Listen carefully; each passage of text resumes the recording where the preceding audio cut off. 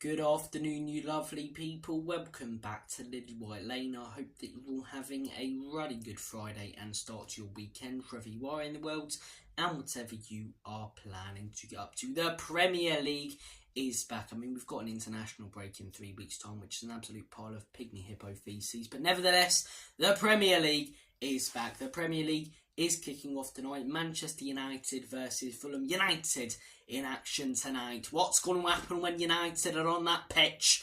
Who knows? We're going to have to find out. 9 other cracking games this weekend.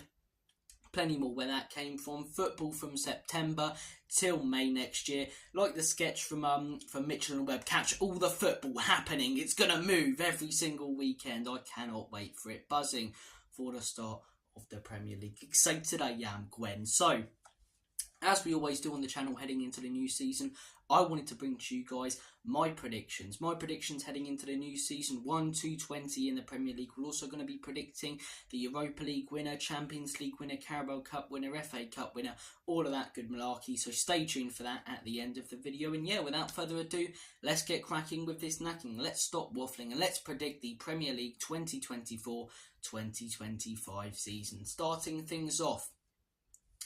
Who is going to win the league? It's going to be boring City yet again. I mean, I'd rather cheating City win it than the scum from North London that aren't Tottenham. So, for every cloud when it comes to the cheats winning the league. But it's going to be Manchester City, isn't it? It's going to be Manchester City. I'm hearing people saying that this is going to be Arsenal's year and Man City have barely done anything in the window. We always talk about other teams winning it in the summer. I think it's excitement and hope that someone else is more than anything else. It's going to be Man City. You know, yes, they've lost a couple of players, but Bernardo Silva, you know, Erling Haaland, Phil Foden, Pep Guardiola still is the manager potentially in his last season. I do not see anyone else winning the league. If Arsenal go on to sign a striker and, you know, another top-class player in another position, maybe we can have a conversation about them challenging Manchester City for the league real closely and potentially winning it. But at the minute, I think Manchester City will win the league yet again. I've betted against them in the past. I'm not going to do it again. They're a world-class team. They're complete cheating scum. But nevertheless, hopefully they get relegated at the end of the season, as long as Arsenal aren't second. It's such a minefield, isn't it? You want the cheats to get caught out and get relegated and deducted points and all the 115 charges be brought up and justice be brought back to football. But then we'll have to endure Arsenal fans going on about the Premier League for a season when they technically didn't win it. So, look, Manchester City to win the league, in my opinion. Second, I've gone with Arsenal. I don't see any other club challenging Manchester City in the Premier League. They don't seem to want that striker as much as their fans do and as much as most people think they need it. You know, get an Ivan Toney in, a Gyökeres, a player like that, it could be huge. It really could be huge, but they're just not going out there and getting that striker. Nevertheless, I think they've done some good business this season. Whilst I am a Spurs fan, you have to give praise for some of the business they've done over the last few years and the job that Mikel Arteta, the Lego head himself, has done over the last few years. Calafiori had a fantastic Euros. Will he be able to do it in the Premier League? I think he will. He was smashing it in Italy last season. A lot of people saying, oh, he's only had one good tournament and 4 good games for an Italy team that were pitiful. But, you know, he had a good season last season at Cagliari in Italy. I believe that's how you pronounce their name. I do apologise to any Italians watching if I have butchered it, especially fans of the club that Calafiori comes from. But look, Calafiori, good signing, still got Bukayo Saka, still got Martinelli, still got Trossard, Havertz, who was smashing it towards the end of last season. Their defence, Calafiori, as I say, is a great addition, but Saliba, Gabriel, Ben White, you know, apart from the left-back position, which Calafiori will probably cover last season. Turn it into a drinking game, eh? How many times am I going to say Calafiori? But, yeah, apart from their left-back last season in Zinchenko, their defence was so solid. By a country mile, the best in the league statistically as well. So, look, I think Arsenal will be a force to be reckoned with again. I think they'll have a good season. I just don't see them winning the league. I don't see them getting over the line under Mikel Arteta, whilst Manchester City is still there with Pep Guardiola and the quality that they have. Then it's all open from here. 3rd, 4th, 5th, 6th, 7th, 8th is all up for grabs. Probably the hardest it's been to predict apart from the title race. And I've thought about this quite a lot. 3rd, I am going with Liverpool. Yeah, of course. I've gone with Liverpool to finish 3rd under Arne Slot. La la la la. My reason being, I think it's quite clever what Liverpool have done this summer. I see a lot of people being critical about their lack of business, but he's come in on Slot, and just because a new manager's coming in who wants to build a new project, it doesn't automatically mean you have to get rid of everyone in that team. He's got some real quality, and some real quality that will fit fantastically into his system, in my opinion. Mohamed Salah, a world-class player still. Is he ageing? Yes. Is he potentially slightly deteriorating as a player? Yes, but is he still world-class at the minute and will be this season? Yes. And Arne Slot, if you know anything about him at Feyenoord, using wingers, as I say, was a huge part of his game. So Salah, in my opinion, is going to have a fantastic season. You've got Diaz as well on the left. Such an underrated player, in my opinion. I mean, he is talked about, but I think he's one of the best wingers in the Premier League. He really, really is quality. You've got Nunes. Nunes is he's like Marmite, and you either love him or you hate him, and we'll have to see how he gets on this season. Harvey Elliott, I think, will make a real break this season. He's been good in the past, but I think he'll really step up for Liverpool. Van Dijk coming to the end of his time at Liverpool, not the best season last year. Can he step it up again? Konate. So Trent Alexander-Arnold as well. How could I forget?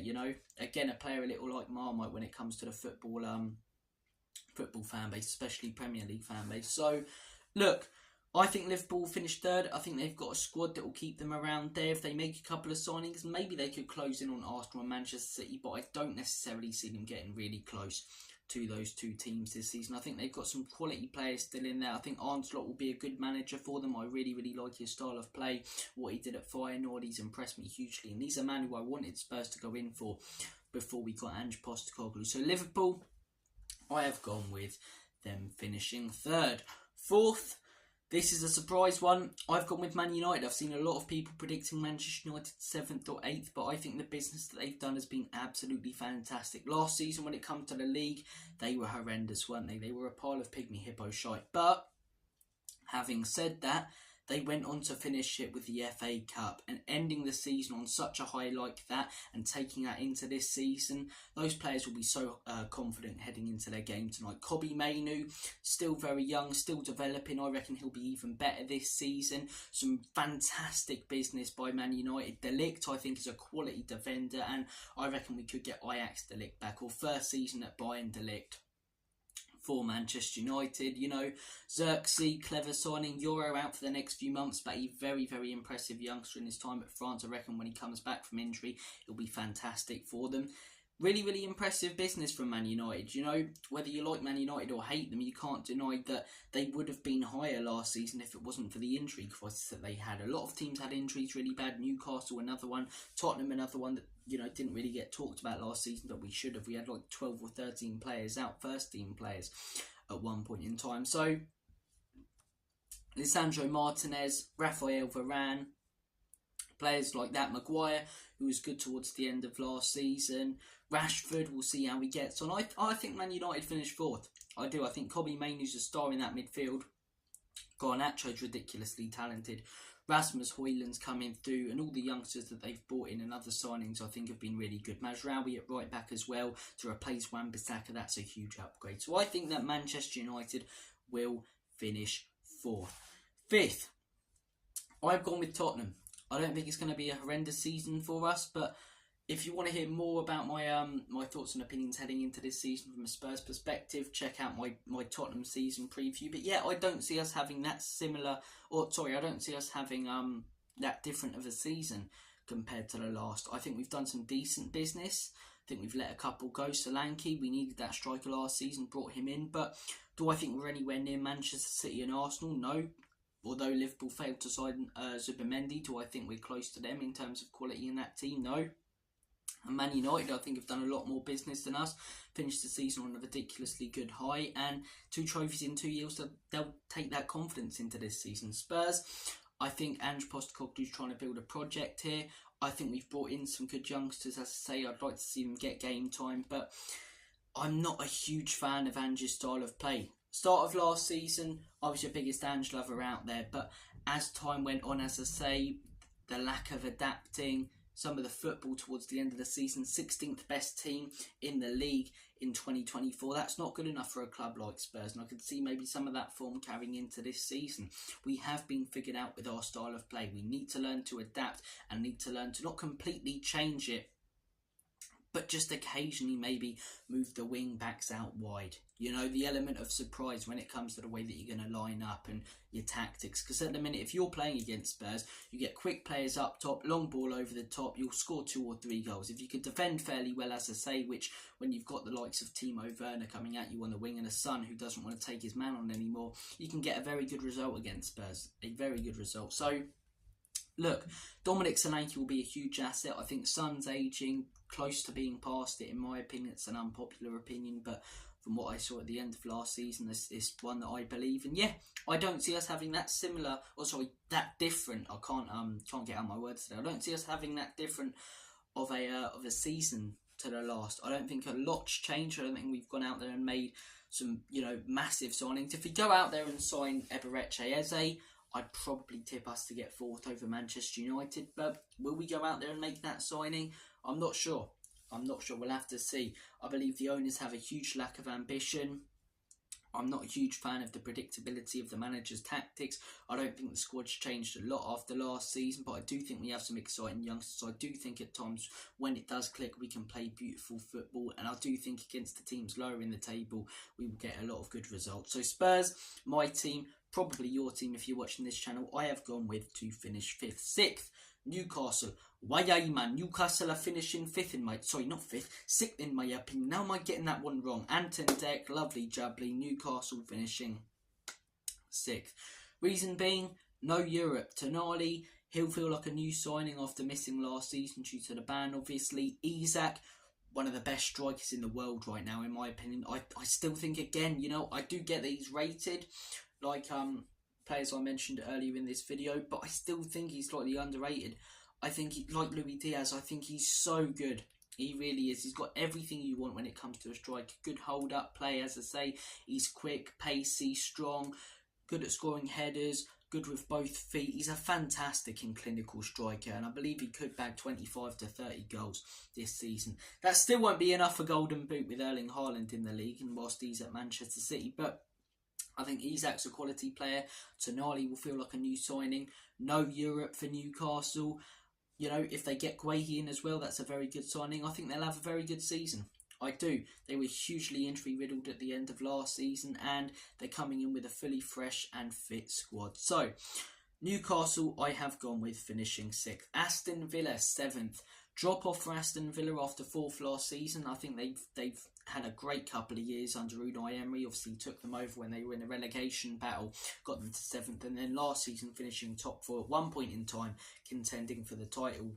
They really were fantastic. They were a great team to watch. They've still got a lot of their great players, but Amadou Onana for Douglas Luiz, I don't think that's necessarily an upgrade. I don't think it's really that much of a downgrade, but it's not an upgrade in my opinion. Ross Barkley coming in, very good season for Luton, but he is ageing still, and is he that quality of a signing? I'm just looking at some of the business they've done.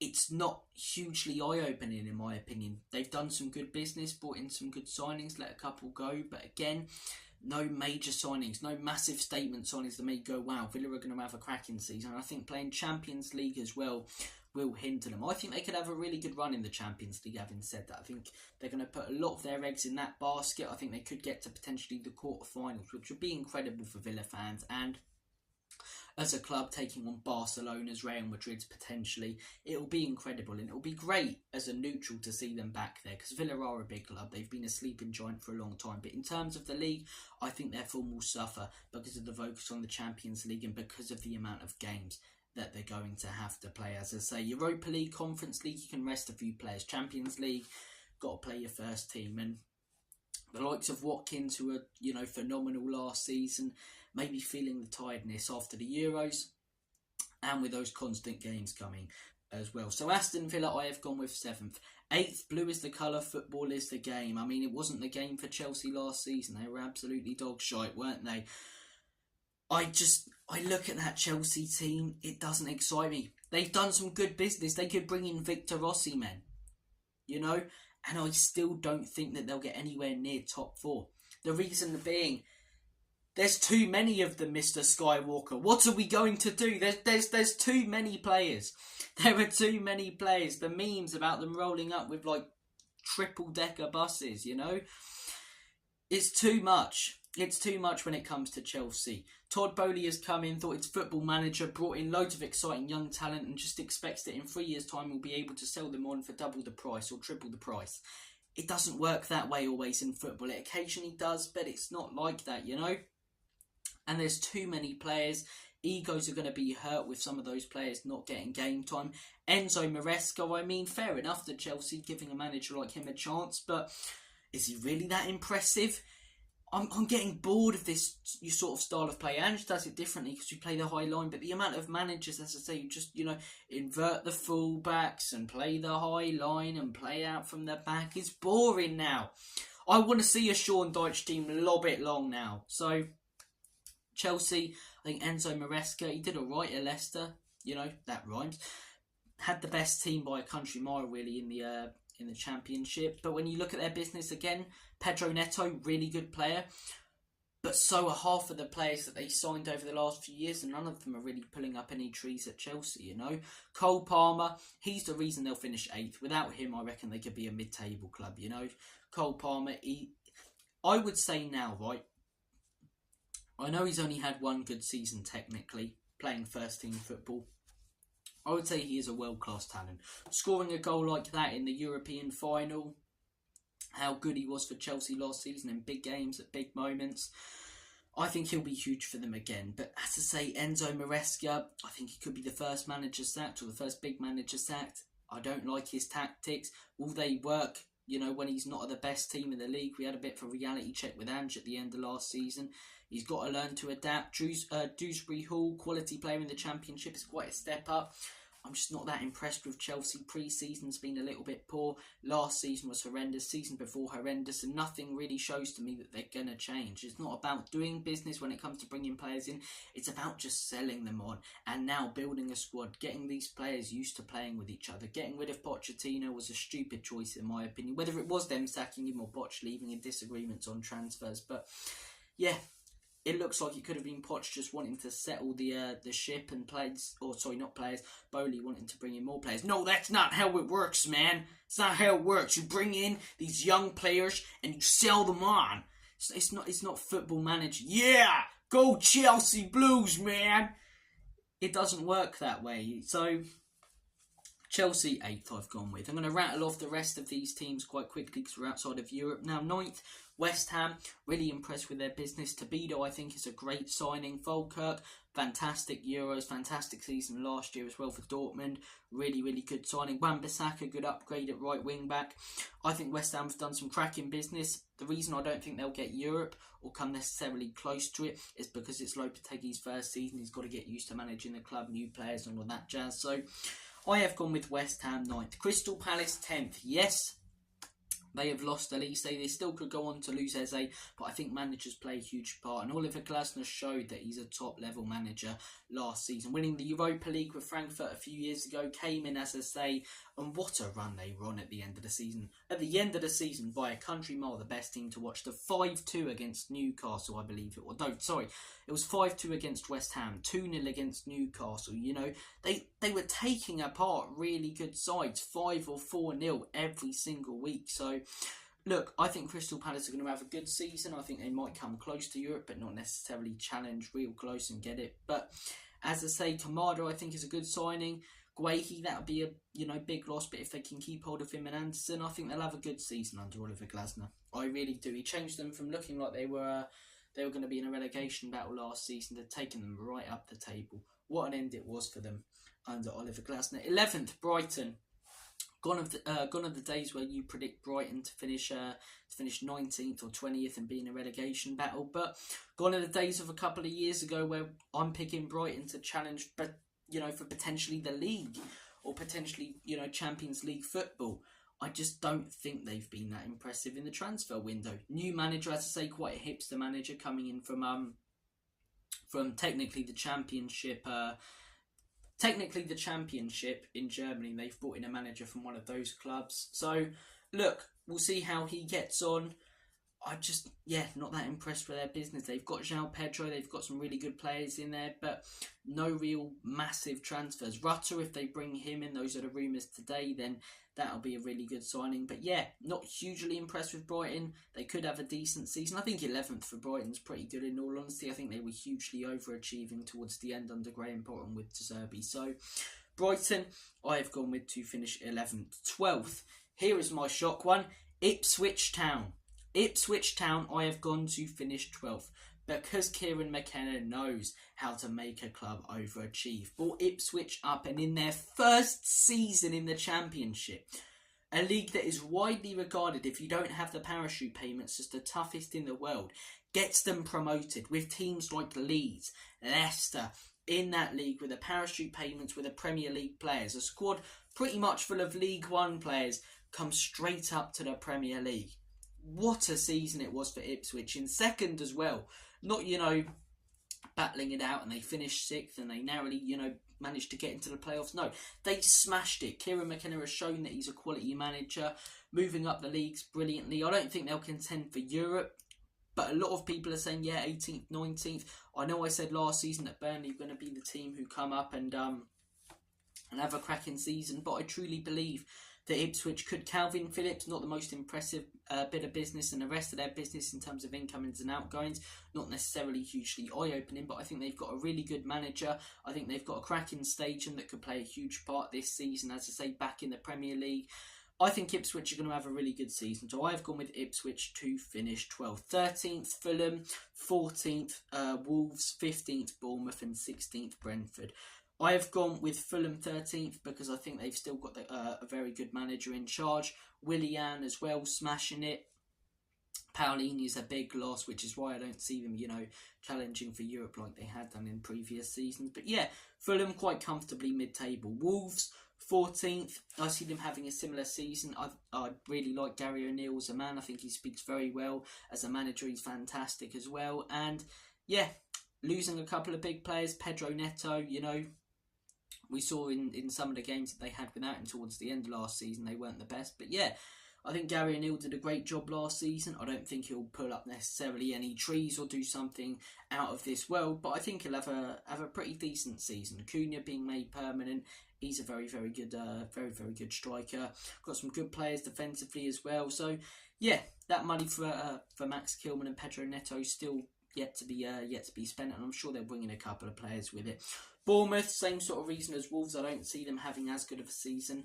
Iraola, I think, is a good manager, so I don't think they'll be anywhere near relegation. I think they've got some really good players in there, but just like Wolves losing Pedro Neto, Bournemouth losing Solanke, their star man, their big guy up top, I think it could be quite a huge miss for them. So Bournemouth, I think 15th. Brentford 16th. Are they going to keep Ivan Toney? It's mad, isn't it? Ivan Toney's probably going to start this weekend for Brentford. And the guy's literally been on videos saying, F Brentford, I don't want to get demonetised, but F Brentford and this Brentford and that Brentford, and I want to move away from Brentford, slagging off the club like mad. And when he walks out on the weekend, he'll get a huge round of applause like a hero. So, look, he's a quality player, Ivan Toney. I think he probably will move on at the end of this window. But if they can keep hold of some of their other players, such as Burma, I think they'll be all right. Brentford, I think they'll be all right. Thomas Frank, a manager who I hugely admire, the way that he's brought them up and kept them, and made them a very stable Premier League club. So Brentford, I have gone with 16th. 17th, Everton, to narrowly avoid relegation. I don't see them again doing anything fantastic. Another summer window where it's like, avoided relegation, now go out there and sign some quality players. But Sean Dyche as manager, I don't think they'll ever go down. As long as Sean Dyche is there and the owners don't pull their fingers out their arse and open up their wallets, I don't see Everton really climbing up the table. 18th, I've gone with Nottingham Forest. Their squad doesn't look too bad on paper, but Nuno Espirito Santo does as their manager. I'm not a fan of him. Did a cracking job at Wolves, showed at Spurs to say that he's not all that, and then coming to Forest, he did alright last season, but I think there are teams better than him. I think, his tactics aren't fantastic. The football's not the most exciting to watch.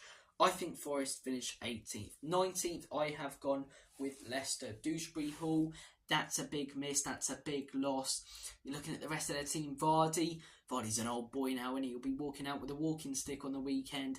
Iheanacho, Patson Daka, these really, Harry Winks, these really quality players, and Steve Cooper. I mean, talk about uninspiring as a manager. No offence, because I think he did a really good job at Forest, and I do get that they lost 5-0 to Fulham, but I think it was still quite harsh of them to sack him when he got them from doing nothing in the Championship for 20 years and back up to the Premier League in a few years. So Stevie Cooper, he's quite uninspiring. Leicester as well, out of all the places you could have gone from being a Forest manager. So Leicester 19th, Southampton I have gone with 20th. They're just going back down, and they not a lot to talk about when it comes to Southampton. I like Armstrong. My granddad, for some reason, has a real obsession with Armstrong. So we'll see if he smashes it in the Premier League this season. But yeah, a couple of good wins here and there. But Southampton finished 20th in my opinion. Champions League winner, it's going to be Madrid. Mbappe, Bellingham, Vinicius, cheat code, absolute cheat code of a team. Real Madrid going to win the Champions League. Europa League between two sides in my opinion, United and my beloved Tottenham. I'm going to go with Man United. We never win anything. Put it brutally, but there you go. I don't see Spurs winning a trophy. I will believe it when I see it. I'm not going to predict us to win a trophy because I have done in the past and I end up with egg on my face. So look, Manchester United to win the Europa League, Tottenham semis or final probably. Carabao Cup, I think Chelsea will get a trophy. 2 finals last season.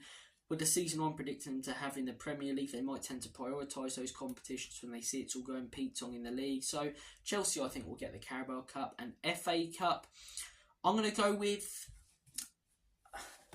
go with Man United to win 2 trophies. I don't think Man City or Arsenal will, because they're very focused on the league. Do I think Spurs could win the FA Cup? No. Newcastle, sorry, Newcastle or West Ham or Aston Villa. One of those 3 teams. If I had to choose one, I'll say Newcastle to win the Premier League, to win the FA Cup. Guys, thank you for watching this video. Take care of yourselves. I'm going to make like a banana and split. Comment down below your thoughts, predictions, and all of that good stuff heading into the new Premier League season. I've been Robbie from Lily White Lane. You guys have been awesome. Take care. All the best. God bless. All that jazz. And as always, come on you Spurs. Enoch and Levy out. In Big Ange, we trust. Come on the new season.